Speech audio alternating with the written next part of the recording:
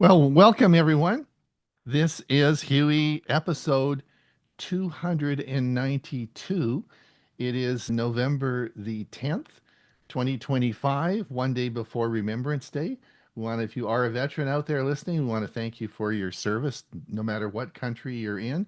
Thank you again for that. And of course, in Canada, we have a tradition. We wear these poppies that the Legion produces, and that's why I have it on my right collar. So again, if you are a veteran, thank you very much for your service. We've got a big show for you today again, but I do have a few announcements to make, and I want to introduce everybody, all our staff that are here today. So that's great. For those of you who will be watching and sticking around for the end, we have our premiere video. Chris will be talking about where are your photos and the difference between being on the cloud and in your phone. Hewie, you're going to talk about something I've been using more lately, AI agents. A year ago, you talked about that. You're a man of the future. You really nailed that one.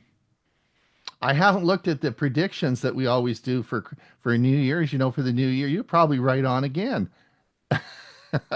Unmute yourself and we can hear you. Yeah, I'm going to be spot on this year. You got it. You really nailed it. So well done. And I'm going to tell you all about, because of course, what are we moving forward to? We are moving towards Black Friday. So guess what? We're going to talk about some shopping tips today as well. So I've got some information for you about that. So that will be coming today on the Premiere Vision version, and it will be playing at 1/2 past the hour. Okay, just a few changes that we're making. Just let everyone know that for the month of December, we've decided, Huey, Mike, and I have decided we're going to take December off from the Thursday show, only for Thursday. The Monday show will be continuing on exactly as we are going to go. But the Thursday show, as we did in July, we're going to take a bit of a break. But for all you news hungry people, I know that there are a lot of people that just have to have their tech news of the week. We're going to record a session for the Monday show and play a 10-minute video about the summary of the news of the week that we're going to use as an insert into our Monday show, just so you get your tech news and we don't leave anybody out. So we want to do that. So we will be starting that on the first week in December, and we'll do that for the 4 weeks through December. Now, also, Thanksgiving is coming up, and that is a big, big, big holiday in the United States, but not a holiday in Canada. So Mike and I and Huey have decided that we're going to do it even on the Thursday, which is the Thanksgiving Day. We will be on the last Thursday of November. We will be doing our Thursday show on that Thursday in November. So we will have a full November for you, but in December, the Thursday show we'll be taking a holiday from the Thursday show. Did I get it right, Huey? I think so. Did I get it right? Not It didn't confuse everybody? I understood it. Okay. All right, good. All right. Let me introduce everybody today quickly. Of course, we have Mr. Famous Guy, Hewie Poplock, who just had a great winsig this Sunday and has been doing all sorts of things through the week. How you doing, Huey? I'm doing good. And a couple of things. One, I didn't have as big a crowd is because I lost my entire registration list and everybody had to re-register and not everybody got the message, I don't think. They don't read their newsletters. And some of them haven't signed up for the newsletter. The other thing is a reminder to everybody. You said this is 392 292. 292. There's 291 hours of Tech for Senior on YouTube. So if you have nothing else to do, you can go and watch our old You don't want to do temptations. that, Huey. Those are not very good. If you start at the beginning, yeah, they are. They're fun to watch. Oh man, you should see episodes 1, 2, or 3. Go watch them again. I mean, it was pretty rough around the edges. Anyway, Bill James, you're recovering from your long trip. You're finally back in La La Land, are you, or what? I am, and my background is the beautiful villa that I stayed in while I was there. It was autumn, but it was just absolutely a beautiful place to stay for a week. I thoroughly enjoyed myself, but I'm glad to be back. Yeah, we're glad to have you back too. And Mike Leaman, thank you so much. We was saying to Gail on Saturday night, what we're going to do, we're going to watch a movie. And it's, usually oh my gosh, what do we watch? How do we find the right movie? I said, not a problem. Mike made a suggestion and he hasn't let me down yet. So we watched your the final inning or the final score, Final was it? season. Or the final season, and we Yeah. watched that as a baseball game, and it was great. It was a great show. I got to tell you, Ron, if you haven't watched them yet, go back and watch. Now I've lost the titles. One is called Palms, I believe, and the Right. other one, whatever. But I mean, they're about a seniors community, and I mean, you won't be able to contain yourself. All right. So super. Thanks so much, and we look forward to your talk today. All right, we got to get going. We've got a busy time for you now. I'm going to start the first one, and this is on shopping. In this video, I'm going to give you some shopping tips for this coming Black Friday. You may even be interested in purchasing a new Hyundai car on Amazon. It's Ron Brown with Tech for Senior, where we make videos to help seniors understand technology and also help them with shopping. Yes, you've probably noticed that Automotive News announced a couple of days ago that in 2024, there is a new partnership with Hyundai Motors, and you'll be able to buy an automobile on Amazon. Now, on my kitchen table, you will see a lot of Amazon packages. Not quite a daily event, but very frequent. And that's because I'm a smart shopper, and I find special deals on Amazon for consumables that I use every day in my house. So that means I don't have to go out and find the deals. Remember the yellow pages when your fingers did the shopping? Remember that one where your fingers did the shopping through the yellow pages? Well, I'm going to let my fingers do the shopping on internet. And let me give you some tips on how I go about this. Now, let me give you a Google shopping tip that I think you'll find very helpful. Now, I use Braun shaving cleaner for my electric razor. I've used it for many, many years, and I often buy it at a place called London Drugs, and it's a local drugstore, and I find it the cheapest there. At least I sort of remember that, but I don't buy it that often. So I want you to remember in this demonstration 3 local stores that I have. I have London Drugs, I have Canada Tire, and I have Walmart. And those will become apparent when I show you this tip. So I want you to think about those 3 stores. And of course, we always want to compare to Amazon. So let's have a look. I'm going to find out where to get the best deal on my Braun cleaning solution for my razor. All right, let's type Braun shaving cleaner in our Google search. Just a simple search. We're going to type Braun, and we'll bring this up now. And as you can see in the Google search, we've gone down here and we have a whole list of things that would come up with searching. But we don't want that. I want you to draw your attention to the line under the search, and you'll see it says shopping. All right, let's click shopping and see where we go. Now we go directly to shopping, and it's not only going to look at online services, but it's going to look at local stores and what the prices are. Wow, this is great. I don't have to go shopping. So let's see what happens when I click on and see what's brought up here. Well, you'll see here, of course, at our local Walmart, the 3-pack is $24.97. At Canadian Tire, we have $28.99. And of course, on Amazon, let's look at Amazon. 6-pack, $43.99, and it is 5% off. That's interesting.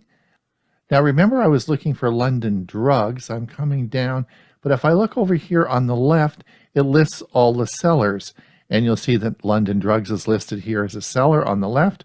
We're going to click this, and now you'll find out that these are the prices. Now let's compare the prices compared to Amazon. If we come down here and we see our Amazon with our 5% off, we come to compare prices from 3 stores. Let's find out what the prices would be. Well, look at, we have, of course, our Amazon price of $43.99. We have London Drugs, which is $51.98. And we have, of course, online London Drugs is $39.99. So let's see what happens on the left. We can show only available nearby. We can show on sale. So if we click this button, we'll see exactly what stores have them, and even Google Maps will show you where these stores are. We can find out what's on sale. We can list a price limitation. We can look at review by product, rating, new and used items, and these give a list of all the sellers, which include local stores in your area with local pricing. Can you believe it? Unbelievable. All available on Google just by typing in Braun Shaving Cleaner. And I'm going to give you 3 extensions that you can download and use that will help you look at the historical prices of these items that you want to purchase, just to make sure that you're getting the best deal. So let's have a look at these extensions. All right, let's see if we can save you some money. This is a sale on a Shark robotic vacuum. This is off the Canadian site. Of course, I get a focused experience because I'm interested in vacuums. So this actually is a very good deal, but how do you know that? I want to draw your attention to the price, the list price, which is listed as $6.99, and it's on sale for $3.99, a 43% reduction. Now, the first thing you have to understand is that the prices on Amazon vary daily, weekly, monthly. So they fluctuate greatly. So how do we know that this is really a retail price of $6.99? Well, let's have a look at that. So this is the Best Buy price. It's $4.99. And this is the Walmart price at $5.49 with a list price of $6.99. All right, there are 2 extensions I would encourage you to use in your browser if you're doing online shopping at Amazon. Both these are exactly the same. They're free. For many years, I used one, and it's called Camel, Camel, Camel. Recently, I've switched to another one called Keepa. I'll tell you about that in just a minute. These are both free and track the pricing of Amazon products. Keepa is also an extension that tracks the pricing and works exactly the same as Camel, Camel, Camel, but there's one advantage to it. It gives you the chart right in the search within Amazon. Let me show you how that looks. Here you'll see a search on the robotic vacuum, and you'll see beneath the diagram the graph that Keepa has. So for this reason, I like Keepa better than Camel, Camel, Camel, but again, they work exactly the same and are free extensions for your browser. This is the historical pricing chart on that vacuum cleaner. This was produced by Keepa. And if you look at the solid blue line that you'll see on the graph, it indicates the price fluctuations over the past year. And you'll also note that is the best deal at present.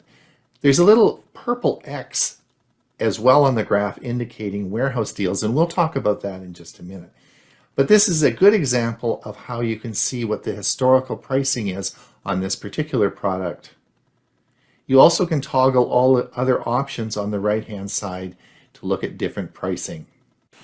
Now here's how you can save some money. I want you to look down at the right side under the new and used items. Let's see what we can do with this. All right, let's look under the new and used section. When we focus in, you'll see that the first item under the like new is for $315.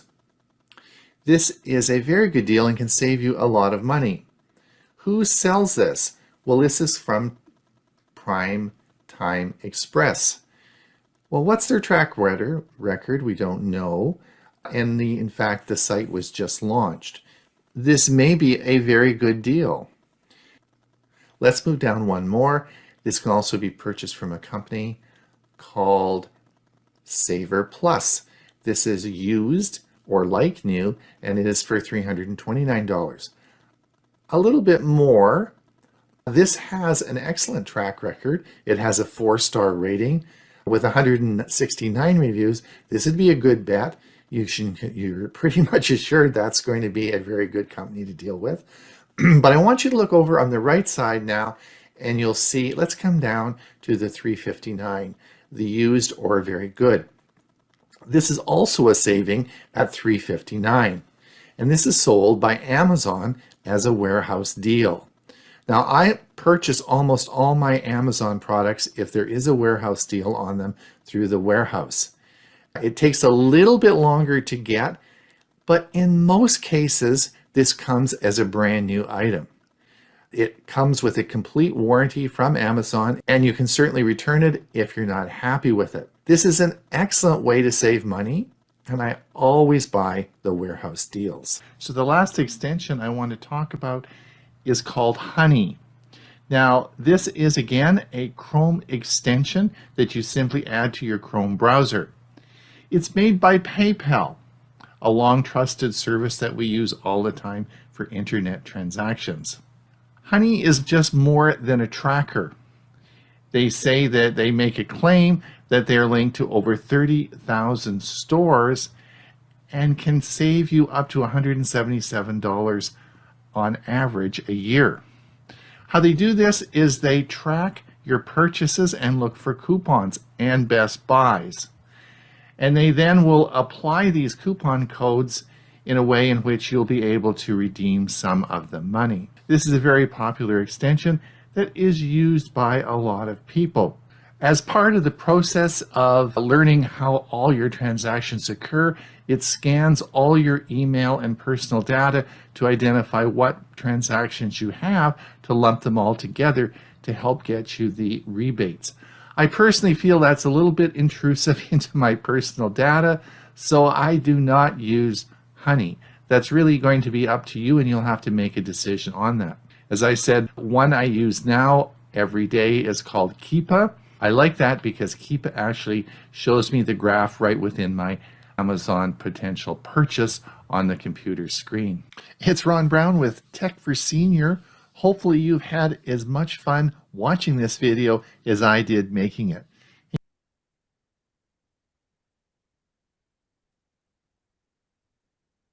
Shopping. Lots of fun. All right, now the next one I'm going to have for you is a video about, actually it's two videos combined, and it's about the versatility of a Chromebook and the other, how you can use it in a little different manner. And so I think you might find this interesting. I know it was fun making it. Let me just play this now for you.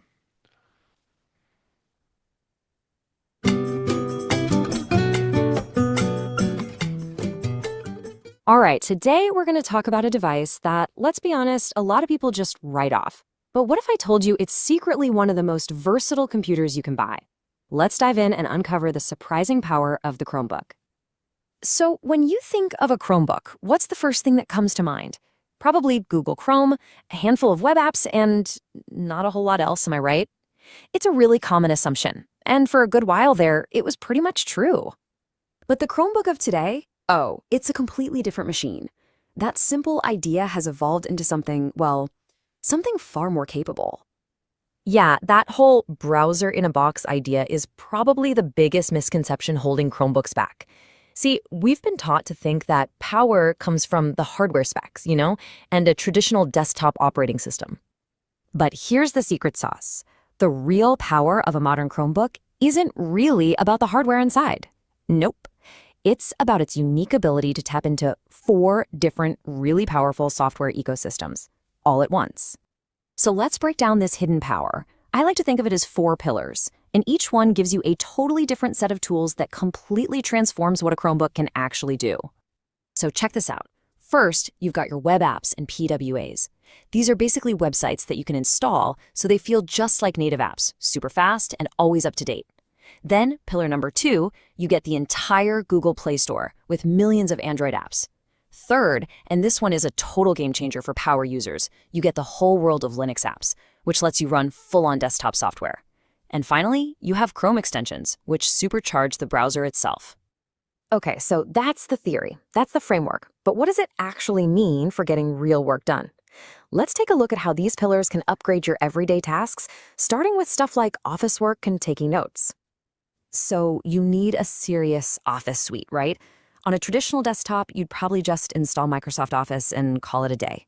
Well, on a Chromebook, you actually have choices that pull from these different pillars. You can run the full open source LibreOffice suite using Linux, or you can just use the fantastic web versions of Google Docs or even Microsoft 365. You've got all this flexibility. And this right here, this perfectly illustrates a modern workflow. I saw a user on Reddit who called themselves a huge tech nerd who was constantly jumping between different operating systems. For someone like that, these web-first apps like Obsidian, Notion, or UpNote are just perfect. They run beautifully as web apps on a Chromebook and then sync perfectly with their native versions on every other gadget they own. And of course, we can't forget that fourth pillar. Chrome extensions can totally streamline how you work. You can manage your projects with something like Todoist, instantly clean up a crazy mess of browser tabs with one tab, keep your login secure with Bitwarden, and check all your writing with Grammarly, all without ever having to leave your browser. But here's where it gets really interesting. You don't actually have to use all four pillars at once. Another user on Reddit pointed out that by just disabling the Android app system, they got a really noticeable boost in performance and battery life. This just goes to show you the real power is in the customization. You get to choose which ecosystems you actually need. Okay, so Chromebooks are productive, I get it, but there's no way they can handle demanding creative work, right? Well, this is where that Linux pillar in particular really gets to shine. Let's just tackle the biggest question head on. Can it run Photoshop? And the answer is actually more interesting than a simple yes or no. Through Linux, you can install GIMP, which is an incredibly powerful and free desktop class editor. Or you could use the web pillar to run amazing browser-based tools like Photopea or even Adobe's own official Photoshop on the web. And it is not just photo editing. Need a professional vector graphics editor that can go toe-to-toe with Adobe Illustrator? You've got Inkscape. Need to record and edit multi-track audio like a pro? You've got Audacity. Both of these are legendary open source programs and both run directly on your Chromebook, all thanks to that Linux pillar. Now, video editing is where the magic of combining all these ecosystems really comes alive. It's awesome. You want a traditional feature-packed desktop editor? Go ahead and install Kdenlive or OpenShot through Linux. Do you prefer a fast touch-friendly mobile workflow? Just grab PowerDirector or KineMaster from the Android Play Store. Or maybe you're working with a team? Then use a collaborative, cloud-based editor like Kapwing right in your browser. The choice is completely yours. So, a Chromebook can definitely handle your daily work and even your creative projects. But how far can we really push this thing? Let's get into some pro tips for all you power users out there. So, believe it or not, through that same Linux environment, you can install the full desktop version of Steam and play a ton of PC games. Are you a developer? You can run Visual Studio Code, one of the most popular code editors on the planet, just like you would on a Windows machine or a Mac. But you might notice that some of these heavy-duty Linux apps don't feel quite as snappy as you'd expect. Why is that? Well, it's because of something called virtualization overhead. Basically, your Linux apps run in a secure little sandbox, which is fantastic for safety, but it can create a bit of a bottleneck for graphics performance. But don't worry, there is a fix, and it's a super simple trick to unlock that power. Just go to the chrome.flags page, search for Crostini GPU support, and flip it from default to enabled. After a quick restart, boom, you've just given your Linux apps direct access to the graphics hardware, which often gives you a massive performance boost in games and creative software. And hey, here's one more tip for the road. Buried in that same flags menu, there's an option called #cross-battery-saver. If you enable that, you'll get a manual toggle for battery saver mode right in your settings. This means you get to decide when to limit background stuff and screen brightness, letting you stretch your battery for hours longer, say on a long flight or just a really busy day. So when you really look at a Chromebook, a device that can seamlessly run web apps, Android apps, and full desktop Linux apps all at the same time, you just have to ask yourself, is this really just a simple browser? Or is it maybe a glimpse into the future of computing? A future where the lines between operating systems finally just blur away and all that matters is getting your stuff done. Ron Brown with Tech for Senior. Let me show you why your Chromebook is such a versatile machine. For this session, I'm not going to tell you what I'm about to display. I'm going to play a trick on you. Life's too short not to have a lot of fun, so today we're going to have some fun with our Chromebook, and I'm going to show you a real neat feature. So I want you to look at the bottom shelf. Remember, at the bottom here on our Chromebook, this is called the shelf. And of course, we have our apps pinned along the shelf, okay? So I want everyone to think about this. And what is unusual about my shelf? There's something very peculiar, and most of you who use your Chromebook all the time will say, hey, what's going on here? That's not possible, okay? And I want you to look, and let's see who gets the answer first. I'm going to give you just a second to think about this, but I want you to look along the shelf. The clue is on the shelf. All right, let's have a look and see what I'm trying to show you. Let's come down to the shelf and come along to the left, to the right. Of course, we have Chrome.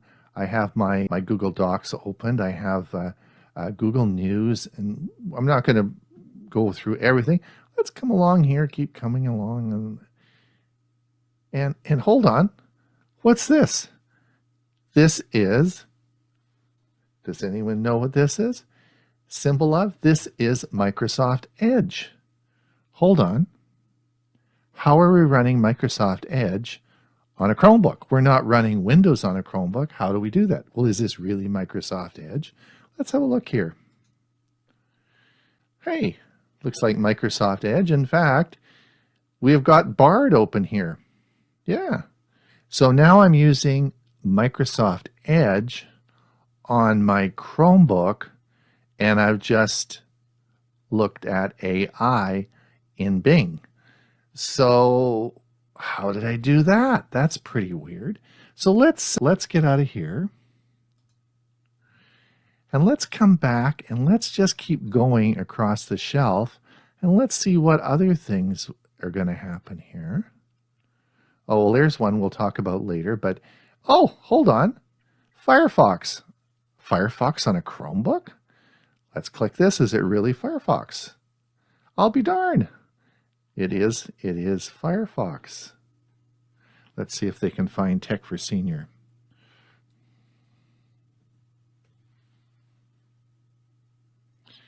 I guess they did. Tech for Senior. Firefox has heard of Tech for Senior. Let's see what it brings up. Even found our website. Amazing, eh? So, hold on. This is Firefox on a Chromebook. How did I do that? I've now shown you that we've got, let's go to Chrome. Here's my Chrome browser open. But I also have Firefox, and I also have Microsoft Edge. So how did all this happen? Well, I'm not going to belabor this point anymore, but I'll give you the clue and I'll tell you what I want to talk about. I'm running these on Linux. Linux is an operating system that can run on your Chromebook at the same time at the same time as your Chrome OS is running. And that's what I'm showing you today, as we have the Microsoft Edge browser running Bing, and we have, of course, Firefox running as well at the same time. But these are running in a container of Linux. So the point I wanted to make today is, how do you run Linux on a Chromebook? Let me show you. So what we're going to do now is we're going to come down. Remember that little battery thing we saw on the right-hand side? Let's click that and let's get to Settings. Settings. So what we're going to do is come up to Settings, click Settings, and we're going to come down and we're going to come to, you see over here it says Advanced. Let's click Advanced, and we're going to come down even lower here, down to Developers. Let's click the Developer menu here, and here you'll see Linux Development Environment. Now I actually have Linux installed, so I'm going to come over here, click this menu, and you'll see all the options we have. And at the bottom here it says Remove Linux Development Environment. Click this and hit Remove, and it will remove Linux from your operating system on your Chromebook. So the question really is, should you install and run Linux? Linux is another operating system that you're probably not familiar with, but it is very popular in other parts of the world, such as Europe. It offers an immense wealth of apps and programs that would parallel any other operating system we have today. What Google has done is it has allowed a container or an enclosed space of Linux to run within the Chrome operating system. So you can run them, and as you saw on my Chromebook, we could look at Google Chrome running on a Chromebook, and we can look at Firefox and Microsoft Edge running in Linux. And you couldn't tell the difference. You had no idea that they were running. Google has made it a lot easier to run Linux on your Chromebook.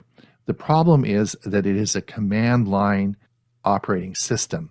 I would not suggest that you hit the install button and install Linux just to fool around with it or see it or test it out.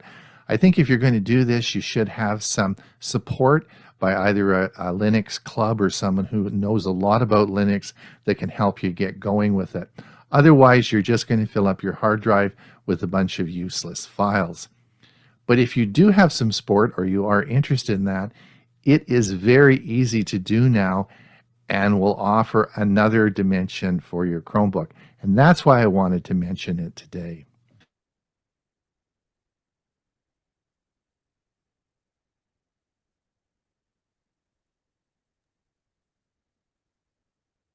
Okay, we'll have more to talk about that in the Q&A, and we are now into Hewie smart home devices. Yeah, I had a lot of fun putting this together, and I'm hoping I don't set off anybody's home unit. I've tried very hard not to do that, but let's see what we come up with here. Welcome to Amazon Echo, Miss A, and the exciting world of smart home technology. Today, we'll explore how these devices are revolutionizing our daily lives, dive deep into Miss A's capabilities, and discover the enhanced features of Miss A Plus. We'll also look at the competitive landscape and even see some live demonstrations. So let's get started. To avoid setting off everyone's Echo, I'm going to use the term Miss A instead of the name. Here is what I'll cover. First, we'll introduce Amazon Echo and its product family. Then we'll explore Miss A's core capabilities before diving into the advanced features of Miss A Plus. We'll examine how these devices fit into the broader smart home ecosystem, compare them with competitors like Google Nest and Apple HomePod, and review market adaptation statistics. We'll also address important privacy and security considerations, look at future trends, and finish with the demonstration of Miss A in action. Let's start with the basics. The Amazon Echo launched in 2014 as Amazon's first smart speaker powered by their voice assistant, Miss A. Think of it as your personal AI companion that responds to voice commands. The Echo connects to the internet via Wi-Fi and can control smart home devices, play music, answer questions, and much more. What makes it special is its always listening capability. Just say, Miss A, and it springs into action. It's essentially brought the concept of voice-controlled computing into our homes. Amazon has expanded the Echo lineup significantly since 2014. The Echo Dot is the compact, affordable option perfect for bedrooms and small spaces. The standard Echo offers balanced sound and features for most users. The Echo Show adds a touchscreen for visual information and video calls. The Echo Studio delivers premium audio quality for music lovers. And the Echo Auto brings Miss A to your car. Each device serves different needs, but all share the same core Miss A functionality. Now let's talk about the brain behind Echo, Miss A. Miss A is Amazon's cloud-based voice service that uses natural language processing and machine learning to understand and respond to your requests. When you speak to an Echo device, your voice is sent to Amazon servers where Miss A processes the command and sends back a response. Miss A continuously learns from interactions, becoming more accurate and more helpful over time. It's not just a voice interface, it's an AI assistant that's getting smarter every day. Miss A's capabilities are truly impressive. For smart home control, you can manage lights, thermostats, locks, and hundreds of other devices with simple voice commands. Entertainment-wise, Miss A can play music from multiple services, read audiobooks, and even tell jokes. For information, it provides weather updates, news briefs, and answers to questions.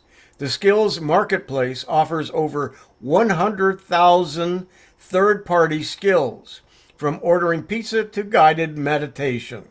Miss A also handles shopping, calendar management, and can make calls or send messages. Now, let me introduce you to Miss A+, Amazon's enhanced AI assistant that takes everything we love about Miss A to the next level. Miss A+ features advanced machine learning, algorithms, more natural conversation abilities, and proactive assistance. While regular Miss A responds to commands, Miss A+ anticipates your needs and offers suggestions. It provides a more contextual understanding and better multi-turn conversation and enhanced personalization based on your habits and preferences. What makes Miss A special? First, proactive suggestions. It might remind you to leave early due to traffic or suggest turning on lights when it gets dark. The conversational AI is more natural, understanding context and follow-up questions without repeating the wake word. Enhanced routines can be created automatically based on your behavior patterns. There's improved smart home integration with predictive automation and advanced privacy controls to give you more granular control over your data. Plus, priority customer support ensures you get help when needed. Echo and Miss A don't work in isolation. They're the hub of a vast smart home ecosystem. Miss A is compatible with over 100,000 smart home devices from thousands of brands. This includes lighting systems like Philips Hue, thermostats like Nest, security systems, door locks, cameras, and appliances. The beauty is in the integration. One voice command can trigger multiple devices. For example, saying Miss A, good night, might turn off lights, lock doors, and set the alarm, and adjust the thermostat. Let's look at the competition. Google Nest devices powered by Google Assistant excel at web search and integration with Google services. They're particularly strong for users already in the Google ecosystem. Apple HomePod with Siri offers superior audio quality and seamless integration with the Apple devices, but it has a more limited smart home capability. Other players like Sonos and Samsung are offering compelling features. However, Amazon maintains the largest market share due to its extensive device ecosystem, competitive pricing, and robust third-party integrations. The numbers tell an impressive story. Amazon holds approximately 70% of the smart speaker market in the U.S., with over 100 million Miss A-enabled devices sold worldwide. The smart speaker market has grown from virtually zero in 2014 to over $15 billion globally. More than 35% of U.S. adults now own smart speaker, and usage continues to grow. The average household uses their smart speaker 2.3 times per day, with smart home control and music being the most popular functions. Privacy and security are crucial considerations. Amazon has implemented several measures to protect user data. You can review and delete voice recordings through the Miss A app or by voice command. The mute button physically disconnects the microphone when pressed. Voice recordings are encrypted in transit and at rest. You can also opt out of human review of recordings and choose how long Amazon stores your data. While no system is perfect, Amazon continues to enhance privacy controls based on user feedback and regulatory requirements. Looking ahead, several exciting trends are emerging. AI capabilities will continue advancing in more natural conversations and better context understanding. We'll see deeper integration with IoT devices and potentially new form factors beyond traditional speakers. Health and wellness applications are expanding, with Miss A potentially monitoring sleep patterns or medication reminders. Privacy enhancements will continue, giving users more control. We can expect new interaction methods, possibly including gesture control or even more ambient computing experiences. Let's summarize the key points. Amazon Echo has revolutionized how we interact with technology in our homes, making voice control and mainstream. Miss A provides a robust platform with extensive capabilities and third-party integration. Let's summarize the key points. Amazon Echo has revolutionized how we interact with technology in our homes, making voice control mainstream. Miss A provides a robust platform with extensive capabilities and third-party integrations. Miss A Plus takes this further with proactive assistance and enhanced AI. The smart home ecosystem continues expanding, offering unprecedented convenience with the automation. While privacy considerations remain important, Amazon is actively addressing these concerns. The future looks bright for voice-controlled smart home technology. So let's move from the theory to practice. I want to show you Miss A Plus in action. I have an Echo device here, and that's connected to the Miss A Plus premium feature. Here are all of the current items in the Echo lineup. Only the ℏ/Max, Echo Studio, and Echo Show are Miss A Plus supported. Both of my devices support the Miss A Plus. This is the original Amazon Echo that was introduced in 2014. As you can see here, I bought mine in 2015. There were a lot of security issues, and Amazon warned all to take them out of service. I bought the replacement in 2022. I also bought the auto version in 2019. I never did update to the latest version, which, by the way, does not support Miss A Plus. This is the Echo Show. It comes in 8 and 11-inch models, as well as 15 and 21-inch models. Echo has 4 wake words: Miss A, Echo, Computer, and Ziggy. Miss A, change your name to Ziggy. Okay, you can call me Ziggy on this device in a few seconds. Ziggy, what's the weather? It's sunny and 71 degrees in Bradenton, with a high of 82 and a low of 71.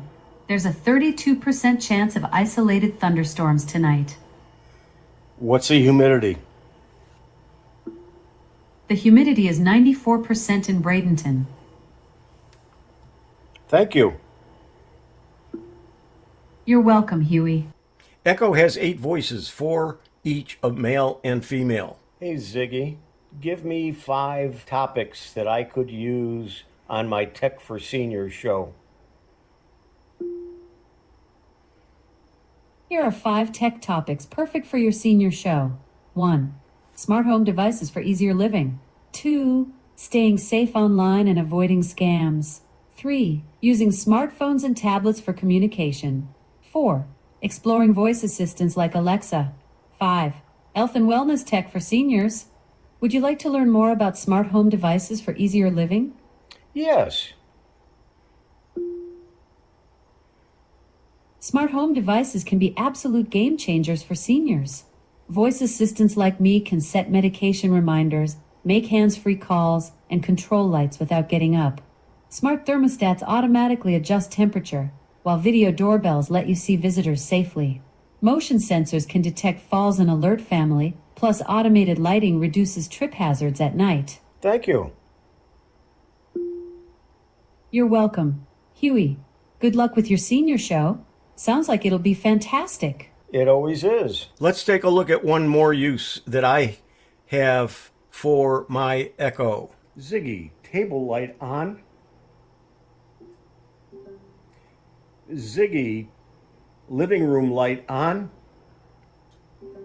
So here are some other routines that you can use. Obviously, there are so many different ways you can use the devices. I'm Hewie Poplock. This has been Amazon Echo, Miss A, and smart home devices.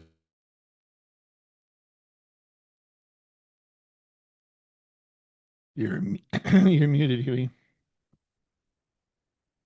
There we go. Okay, probably some questions in the Q&A.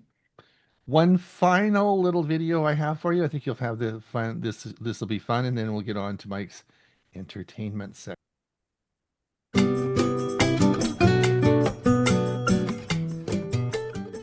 Welcome to the Explainer. Today, we're jumping right in to decode this whole AI naming game. We're going to figure out what Google's new creative tools really are and, why they should matter to you. So, if you've been feeling like you're caught in a whirlwind of new AI names and tools lately, you are definitely not alone. I mean, the pace is just dizzying, right? It feels like every single week there's a new, kind of strangely named model that promises to change, well, everything. So today, we're going to cut through all that noise. We're going to understand what Google is actually building, how it stacks up against the competition, and what it all means for how we're going to be creating things in the, very near future. Okay, so here's the game plan for today's Explainer. We'll start by cracking the code on all these names, then we'll meet the main AI players. We'll see how they're already showing up in your apps and your phones. Then we'll check out the competition and the risks involved, and we'll finish up by asking, is this all just hype or is it the real deal? First up, the naming game. Because to really understand what these tools are, we have to start with the one strange name that pretty much took the internet by storm. It all kicked off when this mysterious but incredibly powerful AI image editor just appeared on a public testing site. Literally, nobody knew who made it. But its internal codename, ℎ𝕝𝕝, went completely viral because people were just blown away by what this thing could do. And that whole viral mystery leads us directly to Google's official creative AI lineup. So let's meet the main characters in this story. Okay, first, you've got Veo. Think of Veo as Google's heavy hitter for video. It's their answer to generating entire video scenes, sound and all, just from a simple text description. And we're talking high-def, cinematic-style clips. Pretty cool. Next up is Imagen. This is the powerhouse for still images. So where Veo handles the video, Imagen is all about creating these super realistic and highly detailed pictures, again, just from your text prompts.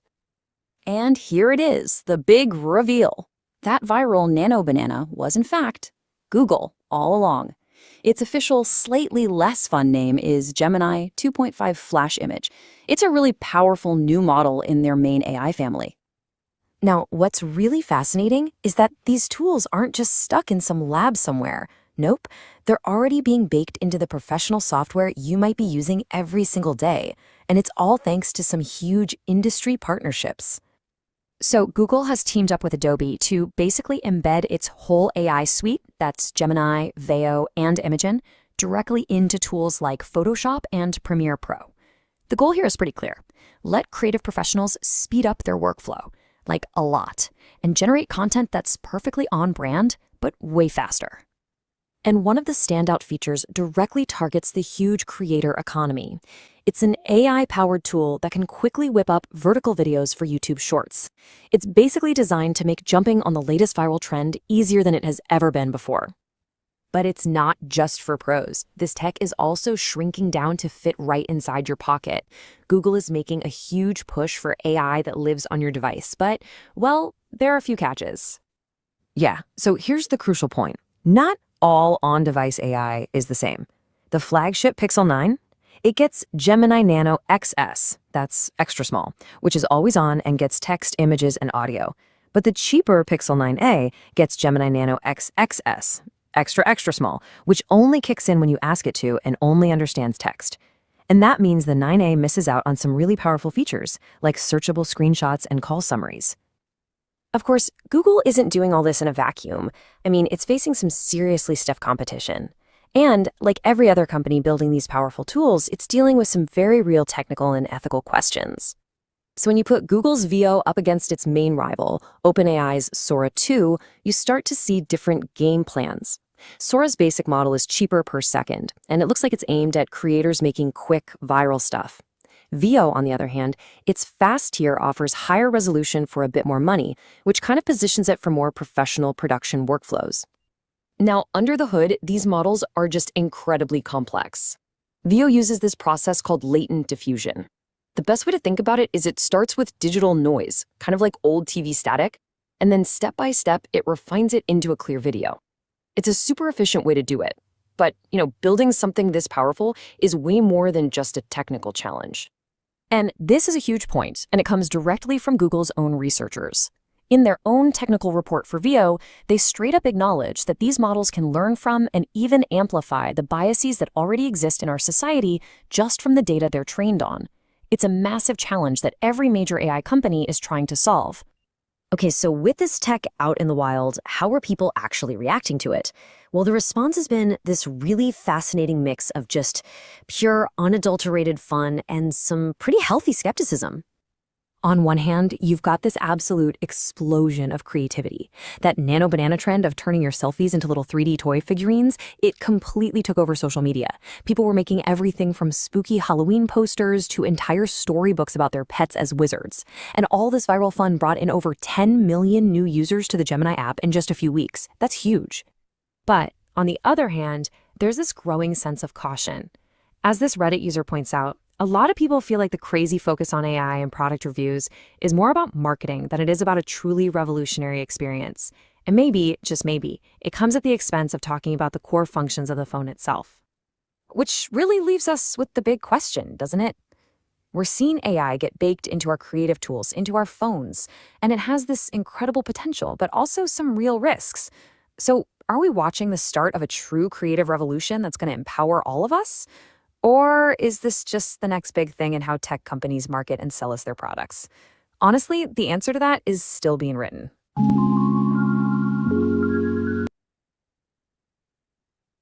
All right. Now, just before we get you started, I just want to say to everybody over on our YouTube feed, thank you for coming. Thank you for watching. Don't forget that we have our premiere video coming up at 1:30. Don't forget, we also have a show this Thursday. Drop back and see us. And if you want to pop over and visit us today on our Zoom meeting, you're most welcome to do that. All right, Mike, take it away. I'm just going to stop the live stream. Okay, thanks very much. So I've got quite a bit today coming up. So some notable events in entertainment and music history that occurred on November the 10th. The first in television history, in 1969, Jim Henson's iconic television series Sesame Street premiered on National Educational Television, later PBS in the US.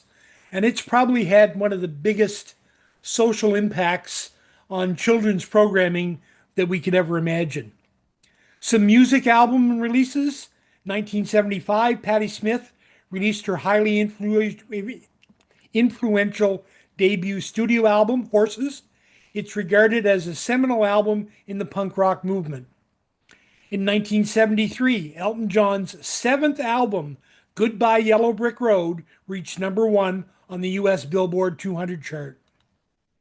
1986, the boss, Bruce Springsteen, and the E Street Band released the box set, Live 75 to 85, which debuted at #1 on the Billboard 200 chart. And in 1967, the Moody Blues released Nights in White Satin. 1979, the Eagles scored their fifth #1 single on the Billboard Hot 100 with Heartache Tonight. And in 1990, rapper Vanilla Ice hit #1 on the US Billboard 200 chart with his debut album To the Extreme, which included the hit Ice Ice Baby. In 1990, Mariah Carey scored her second chart topper of the year with Love Takes Time, which hit #1 in the US. Pink Floyd released their album, and I can't pronounce this, ℙ𝕝𝕝𝕝 in the US. Some notable births: Leonardo DiCaprio in 1974, Richard Burton in 1925, actress and rapper Eve in 1978, country music star Miranda Lambert in 1983, rapper and producer Warren G in 1970, and before all our time, 1928, Ennio Morricone was born. So my prime pick of the week. We'll do this, and Ron, if we can play this trailer first, I'll do the little blurb here first. The show is called Max. It was released in 2015. It is streaming on. It is included on your Amazon Prime at no extra cost. When Kyle Windicott is killed in the war, his war dog Max suffers from stress. Max is about to be put down because he has trouble listening to anybody else until he meets Justin, Kyle's younger brother. Justin adopts Max, and then both of their lives will never be the same again. So if we could play that trailer, Ron, and I'll put the link for that in the chat here. And I'll stop my share for now. And that's the entertainment corner for this week. Quite a bit this week, but hope you enjoyed it. Thanks a lot, Mike. That was great. All right. Well, it's time that we move into the Q&A. If you have to run off, don't forget that we have a show this Thursday. Please come and listen, all the tech news of the week. And also don't forget at 1/2 Chris is going to talk on Google Photos topics. He's going to talk on AI agents. And of course, we'll be playing the shopping video you just saw.